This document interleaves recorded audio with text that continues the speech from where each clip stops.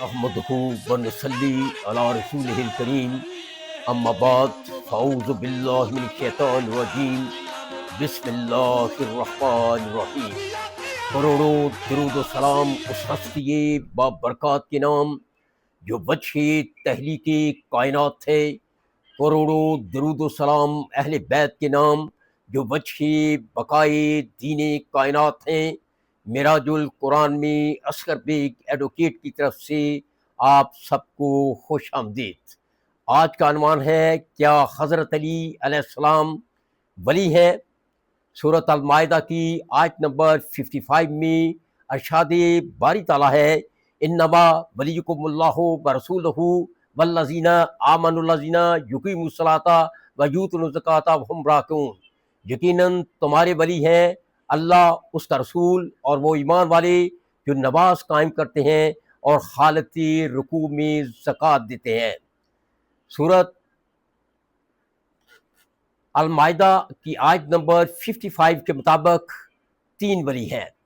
ایک اللہ جو خود ولی ہے، جسے کسی نے ولی نہیں بنایا۔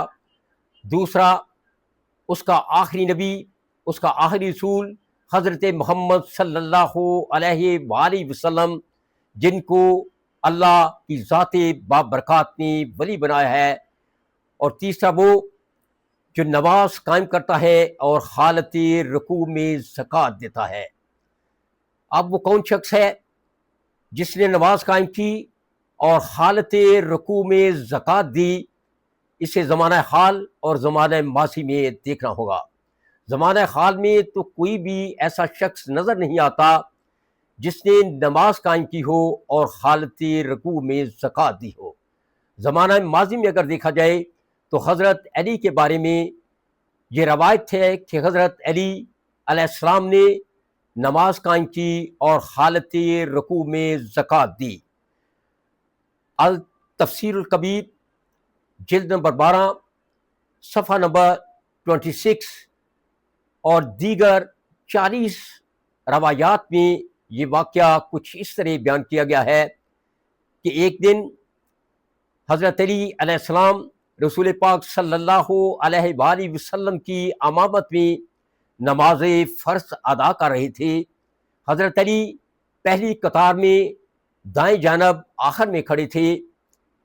جو ہی نماز شروع ہوئی، اقامت میں تھے تو ایک سائل آیا، اس نے آواز لگائی، ہے کوئی جو اللہ کے نام پر زکوٰۃ دے؟ کیونکہ تمام حالت قیام میں تھے، سائل کو کوئی رسپانس نہ ملا، اسے کوئی جواب نہ ملا۔ جو ہی سب رکوع میں گئے تو اس سائل میں دوبارہ آواز لگائی، اے اللہ دیکھ، یہ لوگ تیری نماز بھی پڑھتے ہیں لیکن تیرے نام پر زکوٰۃ نہیں دیتے۔ جب یہ آواز اس سائل نے لگائی تو حضرت علی جو پہلی قطار میں دائیں جانب آخر میں کھڑے تھے، اپنا دائیں ہاتھ تھوڑا سا باہر نکالا، اپنی انگلی کو ہلایا اور اشارے سے کہا کہ اللہ کے نام پر زکوٰۃ وصول کر لو۔ اس وسائل آگے بڑھا، اس نے حضرت علی کی انگلی سے انگوٹھی اتاری جو اس میں ہیرے جواہرات جڑے ہوئے تھے اور جو حضرت سلیمان کے دور کی تھی۔ جب وہ سائل اس انگوٹھی کو لے کر چلا گیا تو اس کے بعد سائل یا اس کے خاندان کو کبھی بھی مانگنے کی ضرورت محسوس نہیں ہوئی۔ صحیح مسلم حدیث نمبر 6090 میں ارشاد ہے کہ رسول پاک صلی اللہ علیہ وآلہ وسلم جب 40 سال کی عمر میں ہوئے تو رسول پاک صلی اللہ علیہ وآلہ وسلم نے آخری نبی، آخری رسول کی حیثیت سے حضرت ابو طالب، حضرت عمران کے گھر سے نبوت کا اعلان کیا۔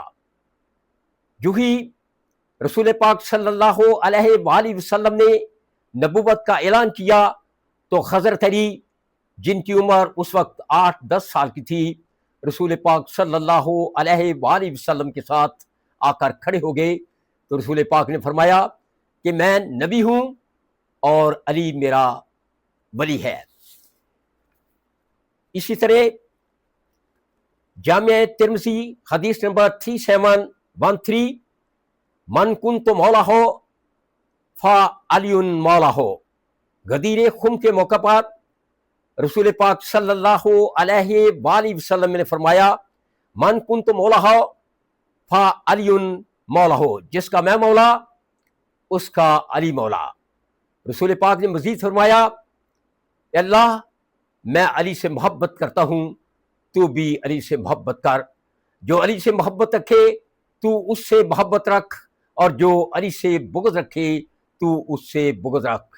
رسول پاک صلی اللہ علیہ وآلہ وسلم نے فرمایا میں تمہاری طرف دو چیزیں چھوڑ کر جا رہا ہوں، ایک قرآن اور دوسری میری اہل بیت۔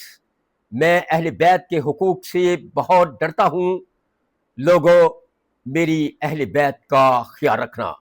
صحیح بخاری حدیث نمبر 3701 3702، صحیح مسلم حدیث نمبر 6212 6213، رسول پاک صلی اللہ علیہ وآلہ وسلم نے خیبر کے موقع پر فرمایا کہ کل علم اسے دیا جائے گا جو اللہ اور اس کے رسول سے محبت کرتا ہے اور جس سے اللہ اور اس کا رسول محبت کرتا ہے، اور جس کے ہاتھوں فتح نصیب ہوگی۔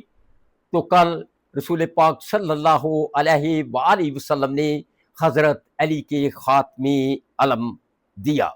صحیح بخاری حدیث نمبر 4416، غزوہ تبوک کے موقع پر رسول پاک صلی اللہ علیہ وآلہ وسلم نے حضرت علی کو خلیفہ مقرر کیا۔ صحیح بخاری حدیث نمبر 3706 4416، صحیح مسلم حدیث نمبر 6207 6217 6218، رسول پاک نے فرمایا علی تم میرے لیے ایسی ہی ہو جیسے موسیٰ کے لیے ہارون۔ صحیح مسلم حدیث نمبر 240 جو علی سے محبت کرے وہ مومن، اور جو علی سے بغض رکھے وہ منافق۔ رسول پاک صلی اللہ علیہ وآلہ وسلم نے فرمایا انا مدینۃ العلم و علی بابھا، میں علم کا شہر ہوں اور علی اس کا دروازہ ہے۔ ایک دفعہ رسول پاک صلی اللہ علیہ وآلہ وسلم نے حضرت علی سے کہا علی آج میری خاص ملاقات ہے، کوئی اندر نہ آئے۔ حضرت علی دروازے پر کھڑے ہو گئے تو اسی اسرا میں ایک بوڑھا آدمی جس نے سفید رنگ کے کپڑے پہنے ہوئے تھے، سفید اس کے بال تھے، سفید ریش تھی، وہ آیا اور کہنے لگا کہ میں اللہ کے آخری رسول سے ملنا چاہتا ہوں۔ حضرت علی نے فرمایا کہ اللہ کے آخری رسول کا حکم ہے کہ کوئی اندر نہ آئے، میں آپ کو اندر نہیں جانے دوں گا۔ اس شخص نے اصرار کیا کہ میں اندر ضرور جاؤں گا، میری ان سے ملاقات ہے۔ تو حضرت علی نے فرمایا کہ میں آپ کو اندر ہرگز نہیں جانے دوں گا۔ یہ بات سنتے ہی رسول پاک صلی اللہ علیہ وآلہ وسلم باہر آئے اور بغیر نام لیے اس بوڑھے شخص سے کہا کہ کیا تم یہ جانتے ہو کہ یہ کون ہے؟ وہ کہنے لگا کہ میں نہیں جانتا یہ کون ہے۔ پھر بغیر نام لیے حضرت علی سے کہا کہ کیا تم جانتے ہو کہ یہ بوڑھا شخص کون ہے؟ تو حضرت علی نے فرمایا میں یہ بھی جانتا ہوں یہ کون ہے، میں یہ بھی جانتا ہوں یہ کہاں سے آیا ہے، میں یہ بھی جانتا ہوں کہ یہ کہاں کہاں ٹھہرا ہے، اور میں یہ بھی جانتا ہوں کہ کتنے بجے یہ واپس جائے گا، اور میں یہ بھی جانتا ہوں کہ کس کس راستے سے یہ واپس جائے گا۔ ایک اور دفعہ کا ذکر ہے کہ حضرت ابو بکر صدیق اپنی بیٹی حضرت عائشہ کے گھر بیٹھے ہوئے تھے کہ اسی اسرا میں رسول پاک صلی اللہ علیہ وآلہ وسلم آگے، ان کے پیچھے حضرت علی، حضرت فاطمہ الزہرا، حضرت حسن، حضرت امام حسین آگے۔ ابھی وہ بیٹھے ہی تھے کہ حضرت ابو بکر نے حضرت علی کی طرف ٹکٹکی باندھ کر دیکھنا شروع کر دیا۔ حضرت عائشہ نے کہا بابا آپ میرے والد ہیں، آپ کے سامنے آپ کے داماد حضرت محمد صلی اللہ علیہ وآلہ وسلم بیٹھے ہوئے ہیں، آپ بار بار آپ بار بار علی کے چہرے کی طرف دیکھ رہے ہیں. تو حضرت ابو بکر نے کہا کہ بیٹی اپنے خاموں سے پوچھ، انہوں ہی تو فرمایا ہے کہ علی کا چہرہ دیکھنا عبادت ہے. میں عبادت کر رہا ہوں. النظر علی الوجہ علی عبادہ، علی کا چہرہ دیکھنا عبادت ہے. تو ایک دفعہ رسول پاک صلی اللہ علیہ وآلہ وسلم نے فرمایا ھذا علی صراط مستقیم، علی صراط مستقیم پر ہے. ایک اور دفعہ رسول پاک نے فرمایا علی حق ہے اور حق علی کی طرف ہے، اے اللہ تو حق کو علی کی طرف موڑ دے. ایک دفعہ حضرت علی اور حضرت ابو ذر غفاری ایک پہاڑی سفر پر جا رہے تھے. دیکھتے کیا ہے کہ چیونٹیوں کا ایک غول پہاڑی کی طرف جا رہا ہے، بہت بڑا غول ہے. وہ پہاڑی کی طرف چڑھ رہے ہیں. تو حضرت ابو ذر غفاری نے کہا کہ کتنا وہ عظیم ہے جو یہ جانتا ہے کہ یہ چیونٹیاں کتنی ہیں. تو حضرت علی نے فرمایا ابو ذر ایسی بات نہیں، وہ بہت بڑا عظیم ہے جس نے ان کو تخلیق کیا اور جو ان کو رزق دیتا ہے. یہ تو میں بھی جانتا ہوں کہ یہ چیونٹیاں کتنی ہیں، میں یہ بھی جانتا ہوں کہ ان میں کتنی نر ہیں اور کتنی مادہ ہیں، میں یہ بھی جانتا ہوں کہ یہ کہاں سے آئی ہیں، میں یہ بھی جانتا ہوں کہ یہ کب اپنی منزل پر پہنچیں گی، اور میں یہ بھی جانتا ہوں کہ کتنی راستے میں مر جائیں گی اور کتنی زندہ اپنی منزل کو چھوئیں گی. تو حضرت علی رضی اللہ تعالی عنہ کو صحیح مسلم حدیث نمبر 6220 6228 6261 کے مطابق اہل بیت اور پنج تن میں شامل کیا گیا ہے. اللہ کے آخری نبی رسول پاک صلی اللہ علیہ وآلہ وسلم نے اپنی قرابت کا اظہار کرتے ہوئے فرمایا